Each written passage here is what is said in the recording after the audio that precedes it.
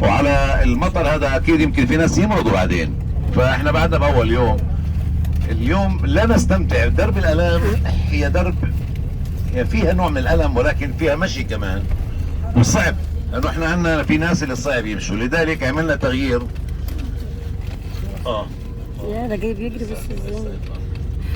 فبواسطة كمان السواق اخونا احمد بافكاره الجهنميه اللي هي تصب بصالح المجموعه، فبنستبدل اللي كنا لازم نعمله اليوم بنعمله يوم الاحد وبنضل نعمل يوم الاثنين، اوكي، عشان تستمتعوا بدرب الالام وتشموا من ريحه اسواق القدس. فبدنا نعمله يوم الاثنين.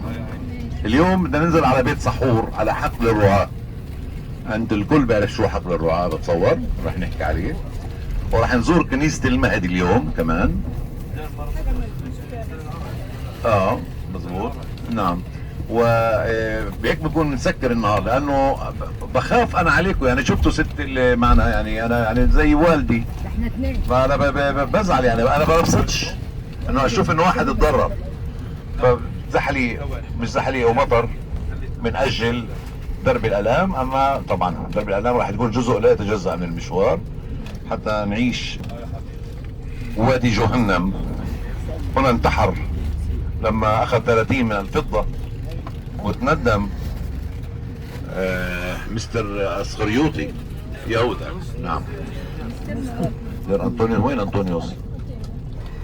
ايش بدك انطونيوس؟ يافا طويلة يافا. امامنا ملاحظة، امامنا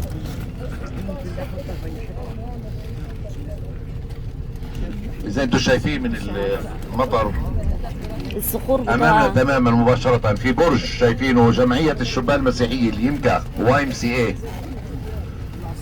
كمان في حضور مسيحي في القدس الغربية اليهودية. الYMCA. والعمارة اللي محدها هي عمارة كينج ديفيد. هذا كلينتون، اوباما، رؤساء دول العالم بيجوا عادة عن هذا الفندق.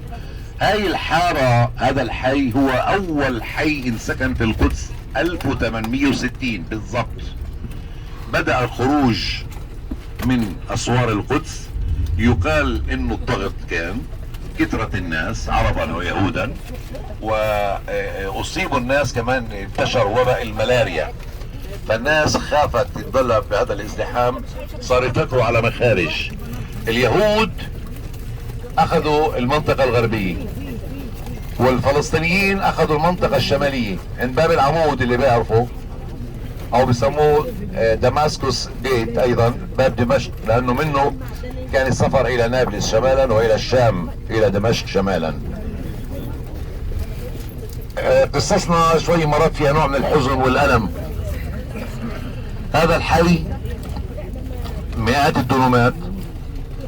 اليهود الحركة الصهيونية واولهم كان موشي منتفيوري مساعده لهرتزل. اذا سمعتوا عن هرتزل مؤسس الصهيونية العالمية، اشترى هاي الارض من والي حطوه العثمانيين.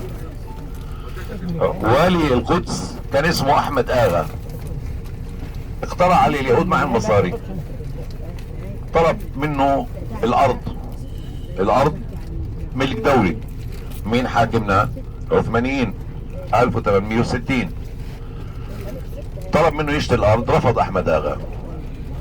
مونتفيوري اغراه بالمادي، دفع. شوف هذا الحي الجميل، طلعوا عليه. هذا اغنى اغنياء العالم، اليهود الامريكان ساكنين فيه. اصلا بسكنوش هون اسبوع، بس بيجوا لشمة هواء. بيوت جميلة جدا، اشي مش طبيعي. 5000 جنيه استرليني كانت، او 5000 ليرة فلسطينية. كانت الليرة يعني اثمن واحسن واقوى من الدولار ومن اليورو هذا تبع اليوم. كيف باعوا اياهن؟ قال له بعطيك 1000 لجيبتك و4000 للسلطان العثماني.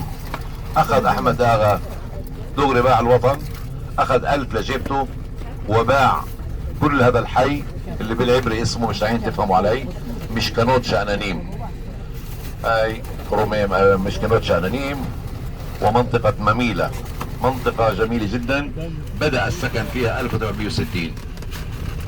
لو انه اقدر افرجيكم هذا الباب اللي عندنا، باب السبيل هذا، هيرودس كان عظيم، هيرودس كان عظيم جدا.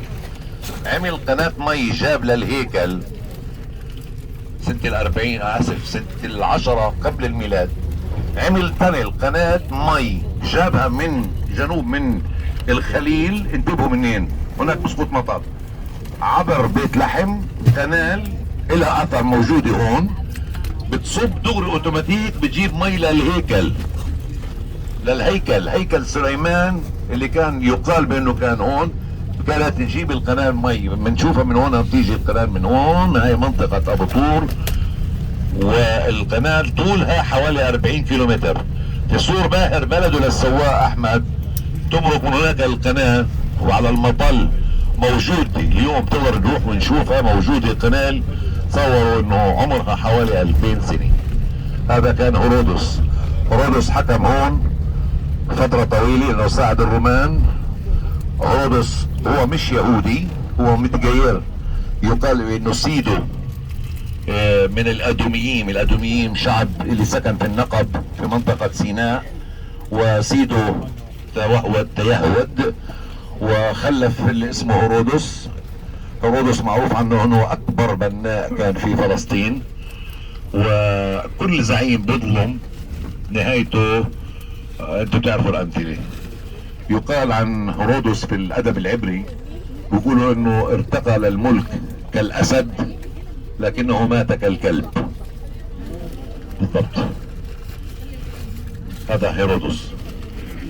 حفروا قناة يعني شغل الناس الليل نهار 30 40 الف، عمل باي ظروف، عمل باي ظلم، الله اعلم. طبعا القدس باتي تعتبر من ابرد القرى والمدن في البلاد، لانه هي عالية تقريبا 850 متر.